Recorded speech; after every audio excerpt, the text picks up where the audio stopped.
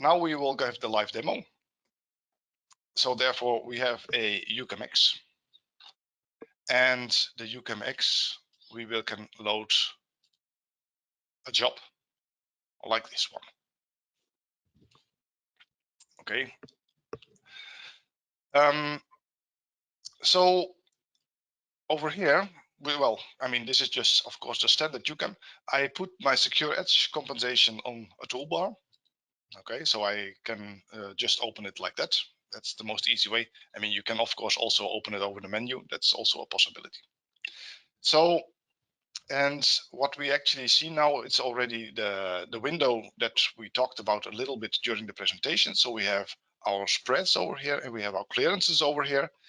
And just for the curious ones that are now listening, it is maybe interesting if I, of course, do my spread over 30 microns and my clearance of 150, I would need to have 210 microns clearance between my features. And I have just now, I mean, I created here a little DRC check. So this is a standard DRC. It does not has nothing to do directly with the Secure Etch, but just to show that we have a 210 microns here. And if I will check this data on 210 microns, it will actually say, okay, I have 1000 track over here, track to track. I have 150 pad to pad, pad to track 50. So I have 1200 errors in total. And some of you might say, yeah, well, here between the pads, I do shave my pad and I'm fine, you know. But if I'm going a little bit and have a look through my the issues that I have on my PCB, you can actually see that I have everywhere with my copper planes, I have issues. I have, well, in this case, this layer is actually quite fine. That's good. It's actually there to show a few different things. And this is again one with a lot of tracks where I have so many clearance issues that it's actually difficult to, well, I cannot not do this in half an hour. I mean, Sylvia seems to be able to, but for me, it would take longer. Okay. So, and obviously, if you are seeing 1200 errors and you have to fix this all, I already can imagine your face, you know. I mean, I took a picture and it will probably look something like this. I mean, it does not make you happy. And so, and afterwards, if you then fix this after 2 until 4 hours of work, and you go to your boss and you say to your boss, I took just 4 hours to get this thing done. Look what I did. And am I the best employee you have? Then actually probably somebody will not be happy, you know?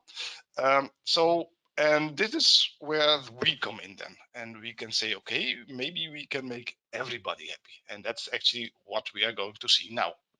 Well, at least I hope. I think so. Like this. I will do the complete job. Okay. And I say I want to have my spread. I want to have my clearances, like over here. I have also here my section with horns. So I will all the pads smaller than 0.5 millimeter will get them. And what I will, in the meantime, I will just press apply so it can, because it has to do, of course, some calculations. So it will now start here performing Secure Etch on the bottom Bauteilseite. It's German, so the component side, and it's already done on that one, you know. So it goes now on with layer 2. Anyway, in the meantime, I can tell you a little bit about this. We have something here that says minimum copper width is 100 micron, which assures you that actually afterwards, if you run the etch compensation, that every copper on your PCB will have at least 100 micron width. That's of course a very useful feature. It's also, sorry about that. It's also quite easy to see afterwards where Secure Etch does this. Okay, and I see, by the way, that I obviously I forget to set a switch, because actually we have something here. I was going to talk about them and also to show what they are doing, but this is not the easiest way to show what they're doing if they're not switched on. Now, but I can of course use this, that I forget this to tell something else. I have now already, it's done. It's taking a minute. It's not that long. Okay, so it's don't worry. I will not keep you here for the next 2 hours. I will just press an undo button. Okay, and actually what I say, I will tick this on, and again I will use my apply. So now I can talk a little bit again. We have here a process same net clearance. So actually, if I have something like peelables, it will take care that it also has the 150 micron clearance between the pad, so and the track. But also, of course, if same net is also very important if I have coils. So if I have a coil somewhere on my PCB, this is actually a very useful feature. So it actually also allows you to get a nice width for your coil as well. Okay, then we have something like check missing original copper, which is you can say, well, you saw it already a little bit in the picture before. We can also touch the original copper, but of course you get warned about this. I mean, that's logical.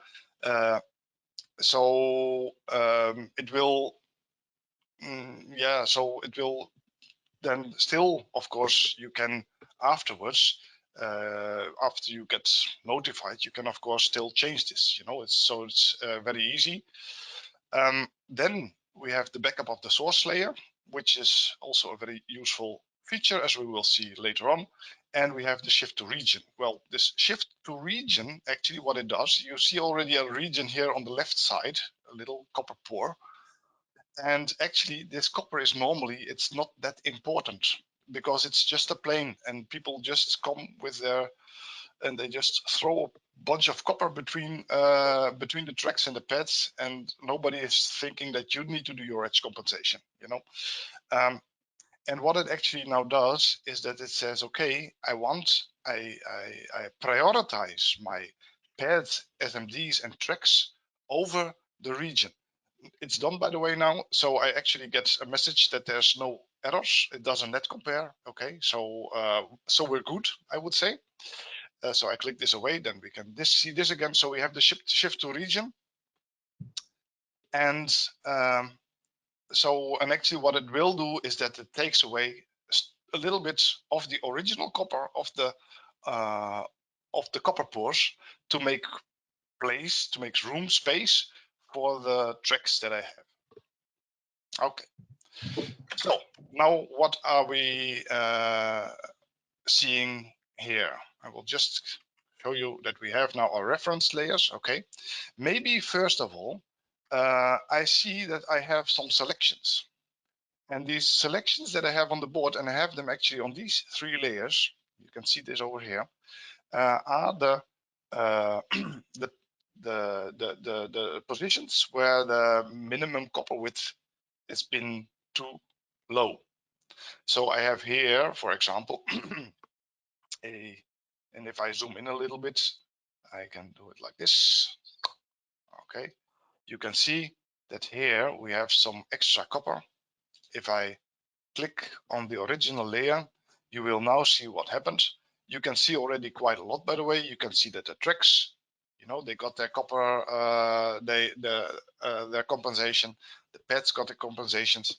The regions did not get any compensation. Okay, but you can also see that here that we had the green area, or the sand color area, that it was too small, and that we actually put on a little extra copper here. So, and it ensures that we have then our 100 micron. Now, these situations you will find on all the layers that we also have down here. So we can we probably do not need to show them all. We will come to every layer anyway.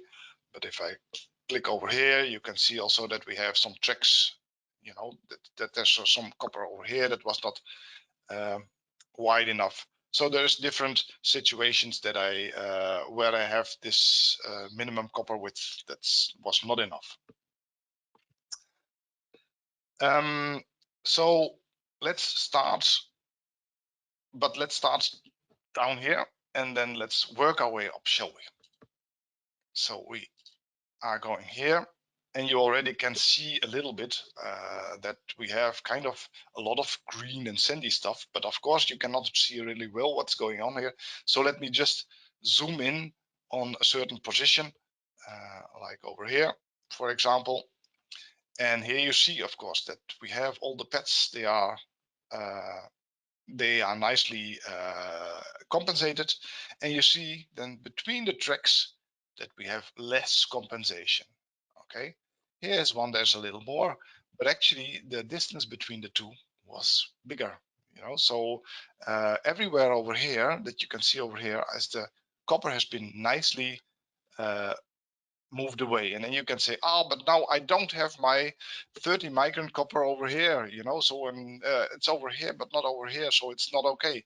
But if you remember the picture that we had before in the presentation, actually this etchant that we are having, it is flowing a lot on these big areas, you know. So here you have a lot of well, turmoil going on, and so, and actually this etching here, there will be more etching done on this side than on this side, because here the etchant cannot flow that fast, you know. So actually what we're doing here is actually then in the end giving you exactly the result you need, you know. So that's actually what is going on in this location over here. And actually, so this is happening here all over the board. I can zoom any corner if you like, but it's, you know, so the room is never enough, like over here, of, you know. So it's, this is what's, so on this layer what is going on. Now let's see on layer number 3 what is going on. So I will also do a total view, and I will again put on the third layer, and over here you see all little crosses. Okay, so, and these crosses that we have over here, if I zoom in on one of those, like over here, check, check. Okay, you see that we had a thermal in the copper area, and this thermal in the copper area, the connections, they were not wide enough. Actually, I mean, I measured them, they are only 80 microns, and we put on a new track so that actually the thermals have now 100 microns. Okay, so that's actually quite useful, and so it's working very fine on plane layers as well. So that's actually what is to see on this layer. Let's say of course the etching of the regions was 0, so there's no copper being extra copper for the regions. So so much to see on this layer furthermore, but we can go to the next one, like this one. And here on this layer we actually can see now what is being meant with the shift to region option. Okay, so the shift to region option, now let's zoom in somewhere over here, for example.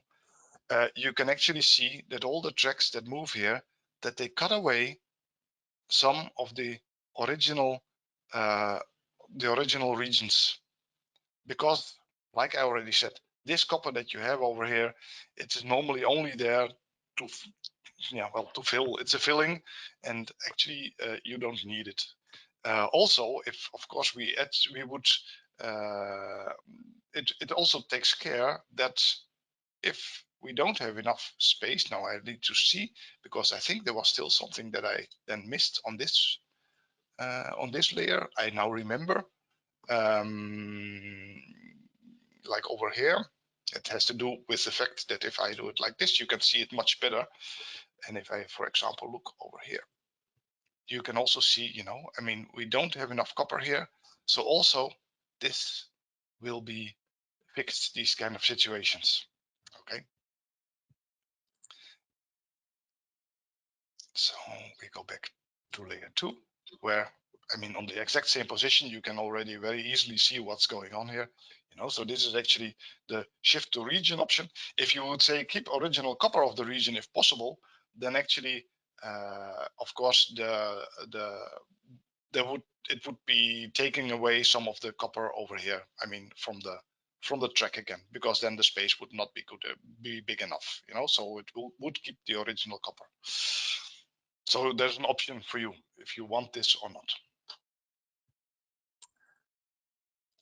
So, and now we are going to the top layer, and the top layer, we are also seeing something else on the top layer actually. So if I zoom in, well, I think we can take any location, this one, for example.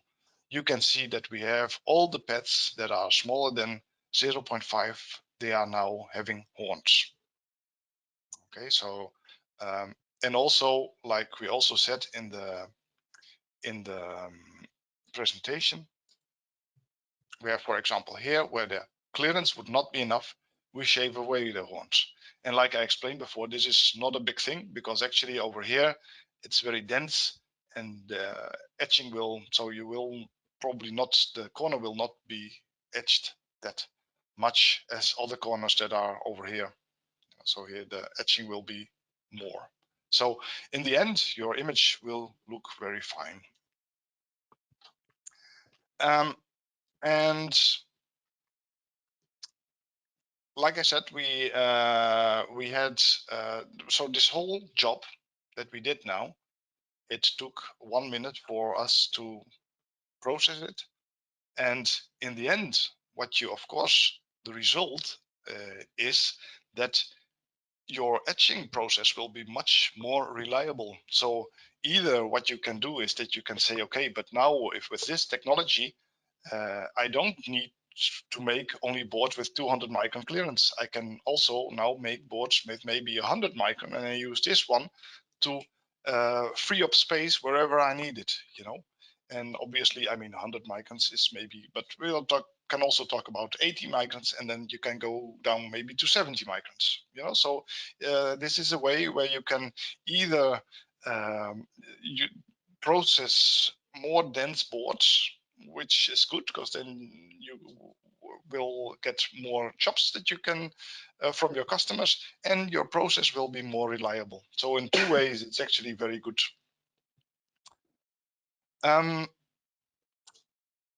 So Sylvia, do we have questions? Because I think we are through. I mean, I think I talked about almost everything. Maybe I forgot something, but then we'll hear about it. I think so, yes. And yes, we have a lot of questions. Some I already have answered. And I have some which maybe are interesting for a wider audience. So let us start with one. Does the SEC need a markup before running? I think this is coming from someone who's using our other tools where we need the markup assistant and so on. Yeah. So, well, actually, it's kind of what to say. So you don't need to do a markup. It's looking at pads, SMDs, tracks, and regions. I mean, the regions, it's is of course a certain aperture. The tracks, they are draws. SMDs are boxes or rectangles, and pads are round, so are circular pads. So that's the SMD is the SMD. The markup is already inherent in the data. So there's no need to do a markup. That's good. Another one would be based on the flashes. Which pads are getting horned? Which pads? Well, first of all, we have, of course, our width. Okay, so and the width is then taken and checked against every box and rectangle that there is in the data. So those bits that will then fall into these criteria will get horns. Okay. Are rectangular or box-shaped pads with drills still be considered SMD and get the spread for SMD? Well, yes, they all, because it's running on all the boxes and it doesn't check if a drill is passing through or not. But I think that normally you will have very small pads, so you will have 250 micron pads. So, and I don't know if you want to do a 0.7 drill on a 250 micron pads. So I think that normally if there would be a drill hole, it's probably something like a laser drill, and they are copper filled normally anyway. So, and then you would need horns anyway on such a pad, you know. So, I mean, so yes, it will do those pads as well, but in practical things, I think it's actually a good thing that it happens. Thank you. So, what if the SMDs are coming in as flashes but as complex pads? Well, complex pads, well, they will get, of course, they will be handled just as SMD. So they get the spread of the SMD, but they will not get any horns. I mean, the horns will, this is also, again, something what you can then see in your aperture manager. A complex is not a rectangle or a box. If you want to have this, you need to transform them into rectangles or boxes. Okay. And another interesting one would be, are there other security measurements involved to make sure the data is still valid? I think we have some. Security measures. So what we have, of course, is we generate a netlist before and after. You also saw that when I run the secure etch compensation, that a big window came on top of here, like saying, okay, I don't have any errors. This was because we did the net compare. So in the end, you can be sure that you can be sure of two things: that your net is okay, and of course that all your clearances that you set are in place. So that's what you can be sure of. Mm-hmm. Okay. Is there a possibility to mark some elements to not be modified? Oh, that would be... Not be modified. So that would be something like maybe impedance tracks or something like this. That you can, then you would say, okay, I want to have this on my on everywhere, but not on my impedance tracks. Yes, you can do this. What you, for example, can do, well, let's see. By the way, let's see something over here. I mean, here we have something, okay, where we have a little track, and you can also see that actually the clearance was not enough. So, okay, we set this without clearance. But now, for example, you want to say this track is not should not get any compensation. Okay, so what I will do is I undo the compensation of this layer. Maybe in this case, it's also interesting to tell that we have an undo button, and actually this undo button will, and I press it now, it will remove all your etch compensation data. And this undo button will also work a year after, and maybe also 2 years after you did your compensation. So, which actually means that if I want to produce the board, it was produced, for example, in 17 micron thickness, copper thickness, and I want to have it in 35, I can just undo and then use a different spread. And well, but this is not the copper thickness now, this is something else. This is the kind of the clearance or whatever. So, and I can just reapply then a new spread So that's actually, I think, a very good thing. So even after a year, you can just undo all your copper. You can redo it with different values. So that's quite good. So that's what I did now on this layer. I did an undo, so everything is back to the original state. And what I want to do now is, let me think, it was the impedance tracks. So this track is an impedance track, okay? And what I actually can do is I can say, okay, I select this track, I go over here. And what I then can do is, well, and I do, of course, I do a little trick. I'm doing the demo here. I can use my right mouse button, for example, and I say, okay, I want to exclude this from my spreading. What I did now, so I undo my spreading, and now this layer I will redo my compensation, and in the end, when it's done, then you will see. Well, we have to wait a little bit.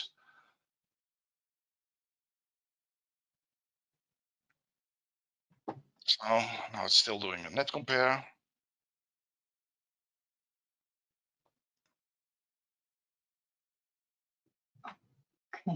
Okay, there we are.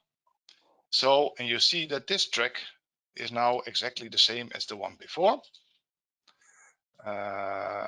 So if I put the original layer, oh, where is it now? Ah, it was not done. Okay, so my net compare is still okay. And now my original layer is also there. So, and now you can see that this track is still there. You can also see that it is now a different shaving that's done here, so it's not the same anymore. But now, of course, the clearance is still there. We still have the required clearance here. Okay. Very often we were asked from our customers to find a way to reduce the file size after Secure Etch Compensation. We invented two ways to do that. One, boost the speed of file handling with a new option to reduce object count for clearance draws by replacing chains of draws, setting the UCamDB key clearance-manager.smoothen to 1 will replace chains of draws to single draws or arcs wherever possible. The second one, a new finalize option and a checkbox auto finalize have been added to the Secure Etch GUI to prevent negative objects. Finalize to run netlist and expand through objects on active layers manually, or checked auto finalize will run automatically at the end of apply to eliminate the negative clearance draws. So in the first part we still have the negative objects. In the second part we will not have them. Let's have a look at that. In the Secure Etch GUI you now see a finalize button. This is to manually eliminate every negative object by expanding through objects. The auto finalize toggled on will directly run after the apply and therefore eliminating the negative objects. If you would like to try the key, please go to your UCamDB, add in a new key for clearance-manager.smoothen and set it to 1, and then it will go and clean up the used data, so every negative part of it will be optimized. I let that run in the background so we can have a look at it later. For now I will show you the difference in the keys. I created them before. So the original layer is 19 kilobyte with the key of 0. So the way we had before, it is 829 kilobyte. With the key set to 1, we reduce that again to 168. And the autofin So the auto finalize is reducing the data to 171. This is based in more objects used for the contours. So which way you prefer, it's up to you. Let's have a look at the job we let run in the background with the new key set to 1. If I go to selecting all reverse data, I have 962 objects. If I let it run again, but with the key set to 0,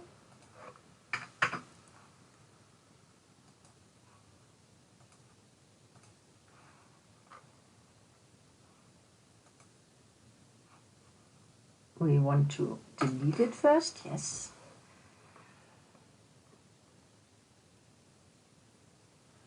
We will see 8,475 negative objects. So I think the reduction is enormous.